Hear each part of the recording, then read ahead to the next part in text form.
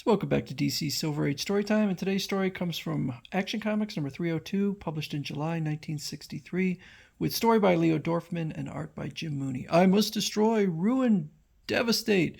Gasp! Superhorse has gone berserk. He's destroying every landmark on Earth, and I'm powerless to stop him. As a super being, his superpowers are greater than my own.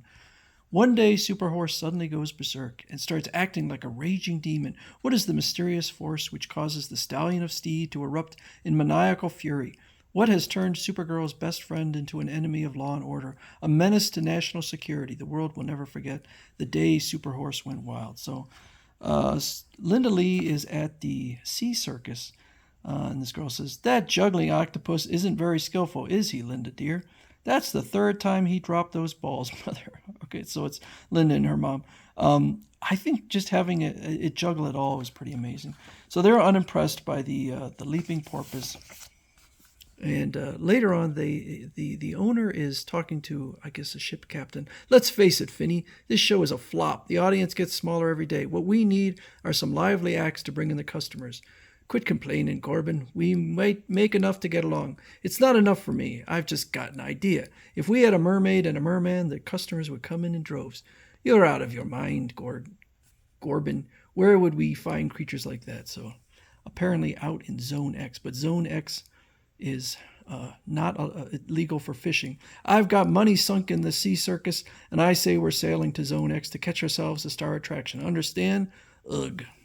So they take a boat out to Zone X, which apparently is right above Atlantis, which is why you're not allowed to fish there. "Jero, are you sure Vostar came this way?" "I'm certain of it, Laurie. He vanished into the coral forest. Shouldn't have let that evil one out of my sight." But while they are not paying attention, they are caught in the fisherman's net. "Ha ha! Everything's working out exactly as I planned. With Laurie and Jero out of the way, I'll be able to carry out my scheme." So they are brought aboard the ship, and they cannot breathe. "Better get them into the water tank before they die, Corbin.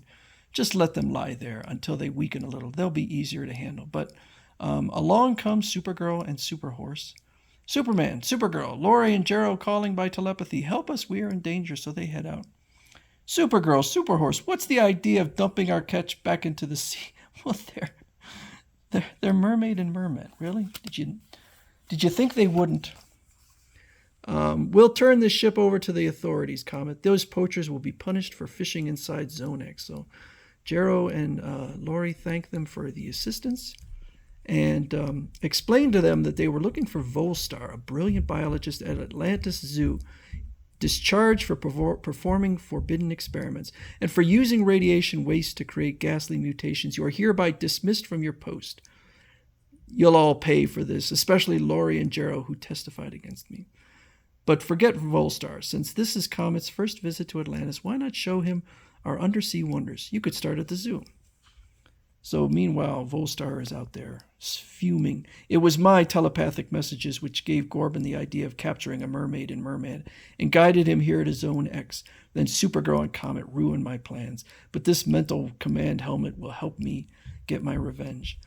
So they are looking at all the different animals in the zoo, including this sea spider and the recently discovered Yarkan. It collects objects that catch its eye and stores them in its kangaroo-like pouch. But apparently, Vostar was the one who created this creature.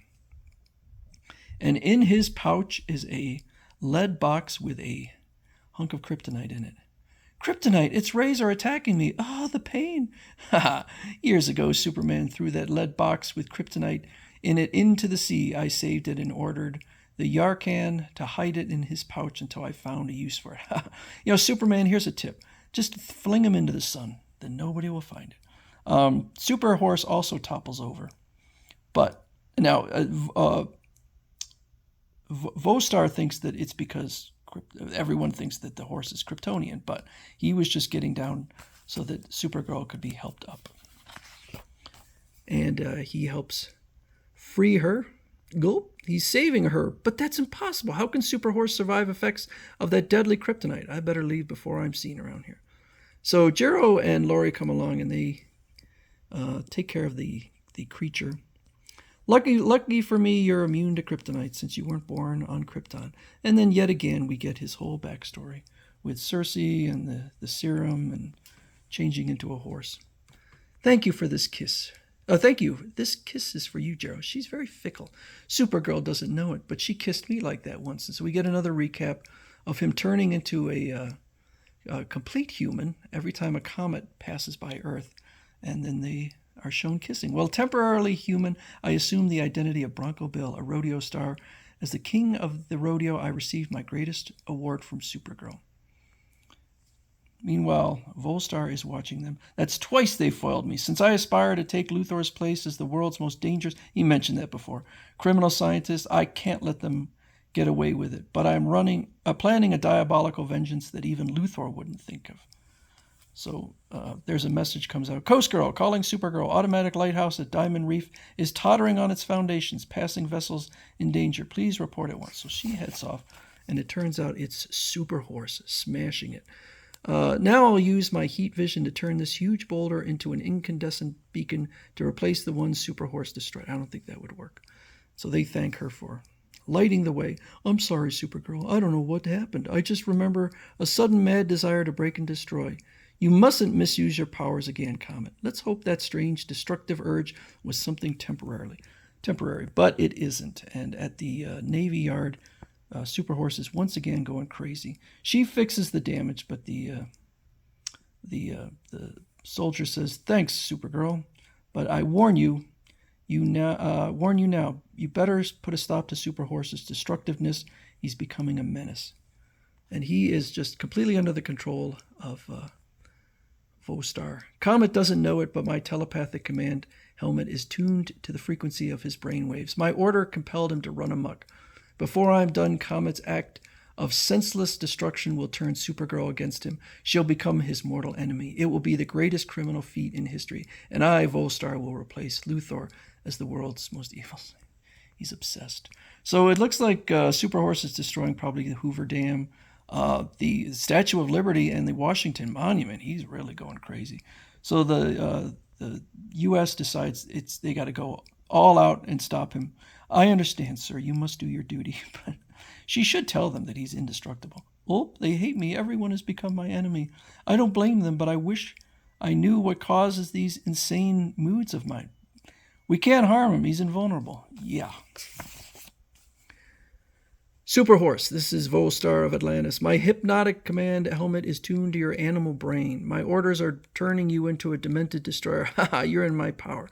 Volstar, the criminal scientist, great Jupiter. So he's the cause of it all. I must warn Supergirl, but he can't because he's ordered to go back in time to the creation of the Panama Canal. So he goes back to 1910. I guess that's when the Panama Canal was created. Great Krypton. And Supergirl sees and follows him. Great Krypton. He's sabotaging the newly dug Panama Canal. Super Horse is kicking over the mountain and filling up the waterways with tons of debris. I must clean out the debris or commerce will be held up for years. Since no one's on duty, they'll never know that he filled up this big ditch and I redug it. So she fixes things.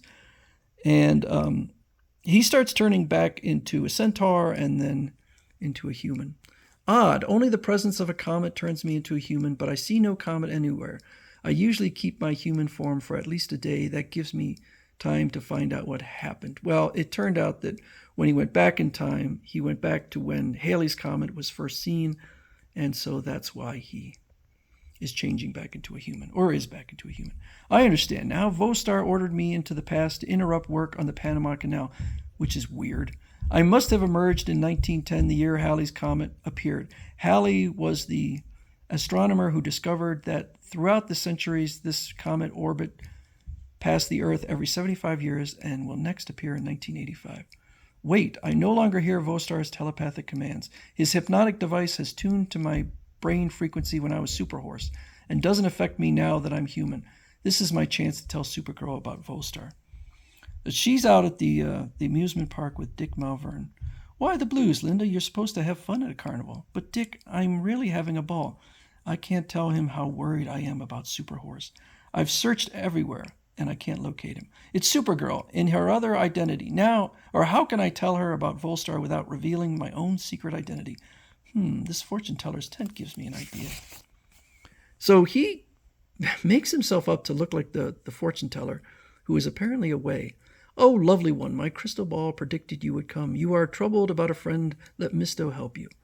So he starts reading her fortune. I see a friend of yours in great danger, a four-footed friend who is trapped by an evil force. Please go on, Professor. Could that crystal ball really be telling him about Superhorse? I must know more.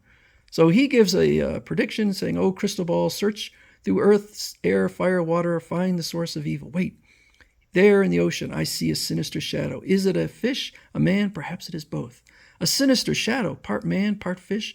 Could it be Volstar, the criminal scientist of Atlantis that Gerald told me about? I'll get rid of Dick and check in on it at once. So he starts changing back again into a horse.